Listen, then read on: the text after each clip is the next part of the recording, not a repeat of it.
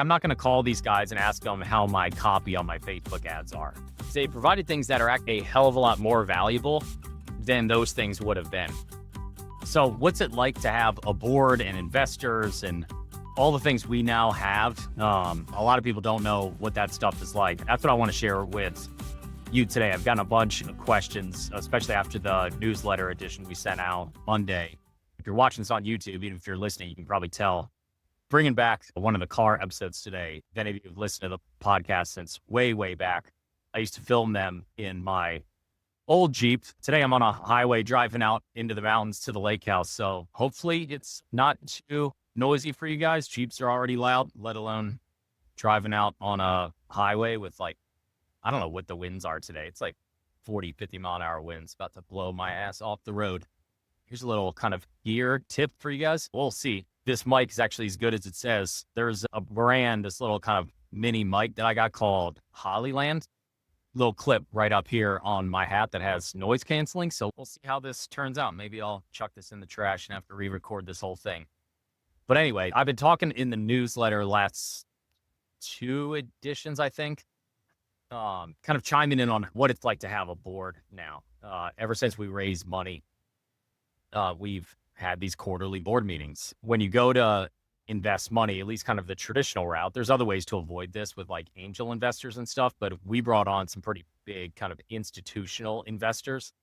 And typically when someone throws money at your company, they want a little bit of control along with that. And the typical way is that they ask for a board seat. So you incorporate, usually turn into a C Corp. At that point, you have a board. Before we raised money, I guess hypothetically, the board was just me and Scott. We did not have board meetings.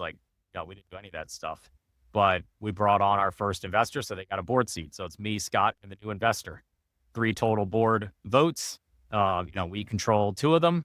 And as we raise more money, each time we did another round, and we've done 3 so far, each one we've added a board seat. Actually added 2. The investors got 1, and then we added a second one. And usually that's pretty typical. So it kind of leaves you with control of the board. And I've had a bunch of friends over the years ask, have you lost control of your business? And you got to make sure you have 51%. And while that in some cases is important, the one thing for a lot of you entrepreneurs to remember out there, you can own less than 51% of your company and still control it. The board votes on all the major things: raising more money, buying businesses, selling your business, making big hires. Those things get voted on at the board level. And that's where you have control. A lot of times it doesn't matter what percentage of the company that you still own. It's just a quick tidbit for any of you that down the line are thinking about raising money or joining up with somebody else who has a board. These are all things you got to take into account. But what are our board meetings like?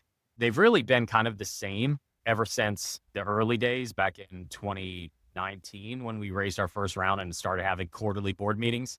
It's really just a check-in on the business. Us as the business operators, the folks that work in the business, because the investors don't. They're just there to provide advice and help and strategy and guidance. We just put together a presentation that's how you would, do kind of a company all-hands meeting. What's working well, what's not, any key updates that they need to know about. And then, there's usually a section where, we need their advice on something. And that's pretty much it. They're, I don't know, 15, 20, maybe 30 slides total. And they used to be a lot shorter. They're longer today because we have 3 companies inside of one, really: SamCart, Typeset, and Creator U.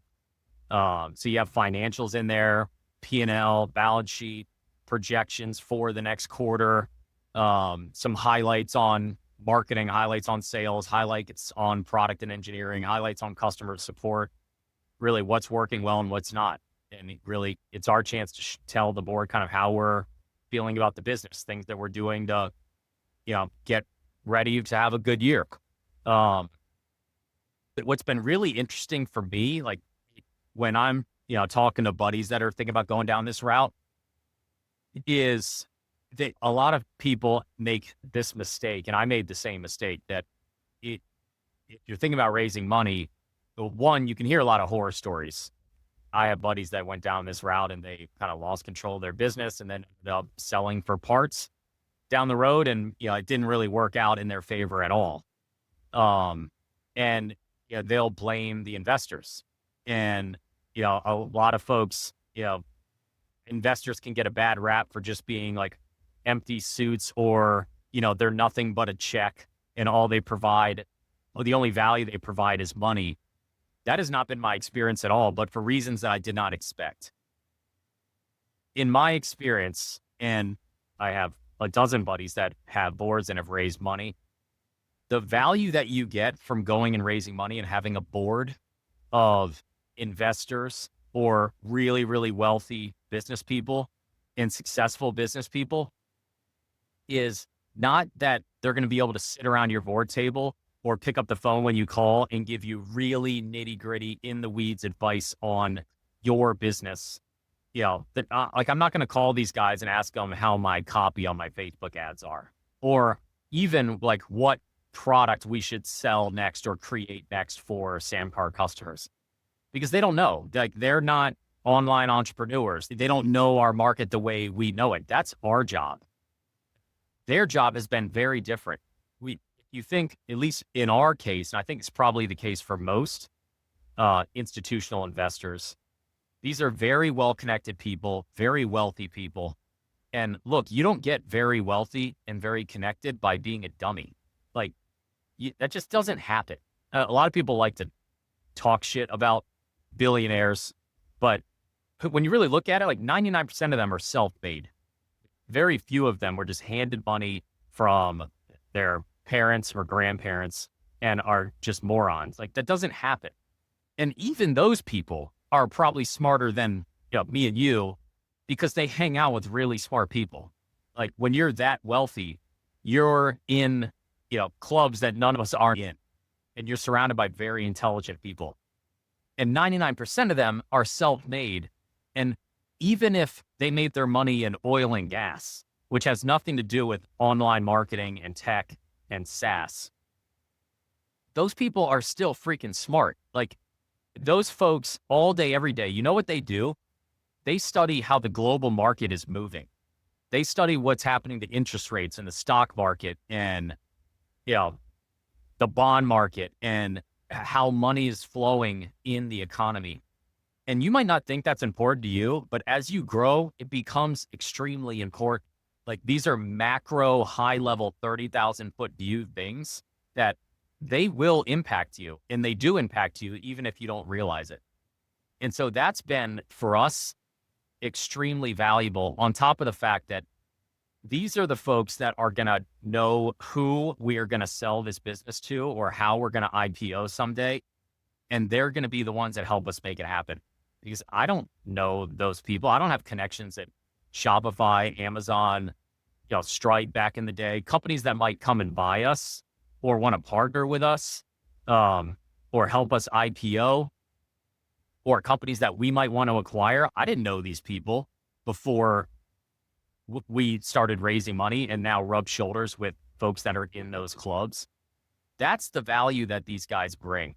Like, they've made a handful of intros over the last 3 or 4 years that I can promise you will be worth 9 figures plus to me and our team over the next 5-10 years, guaranteed. And I wouldn't have had those connections or that knowledge without these folks around the table. So did our board come in and all of a sudden, like, help us make SamCart better, or give us better marketing advice, or help us fix our ads? No, they didn't. But they provided things that are actually a hell of a lot more valuable than those things would have been. So in the end, I'm actually glad the investors aren't what I hoped they would be, which is someone who could give me every answer I needed in the weeds of my business. Like, that's just not what they were. And I'm glad, because the things that they provide, the fact that they saw the rough economy coming before I even was paying attention to it. And they knew that for us, the impact of that was going to be, look, in that environment that happened in 2022, 23, and it's still there today, where interest rates are high. And so money is not free anymore. That impacts people like us, because it's now more difficult to go raise more money. So what does that mean for a company like us that had raised a lot?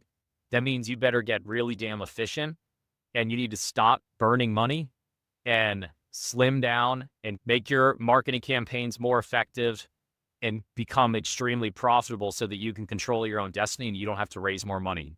Without that knowledge, like that's how you run the business right off a cliff. You think, oh, it doesn't matter if we're burning a lot of money or we're not profitable yet. We can just go raise more. And then you find out when it's too late that that's not the case. That's the kind of strategic, high level, macroeconomic value that these guys have brought that I wouldn't want to know where we'd be without that, without the connections that we now have that I think are probably going to lead to, you know, the end result that everybody wants for SamCart, at least for us. So yeah, that's a little bit of taste of how board meetings are and at least how valuable they've been for me.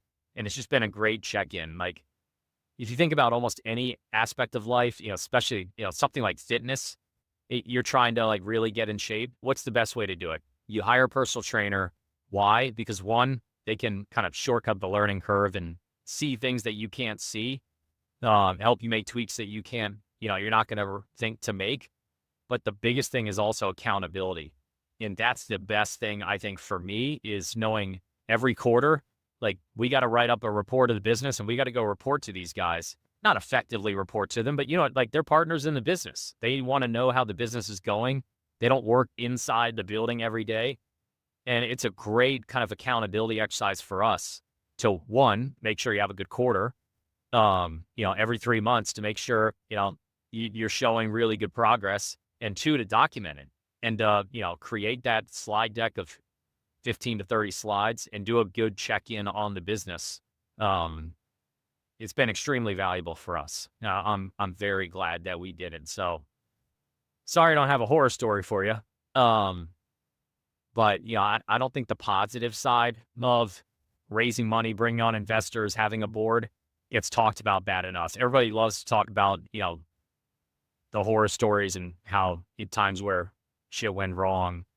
And that just hasn't been our experience.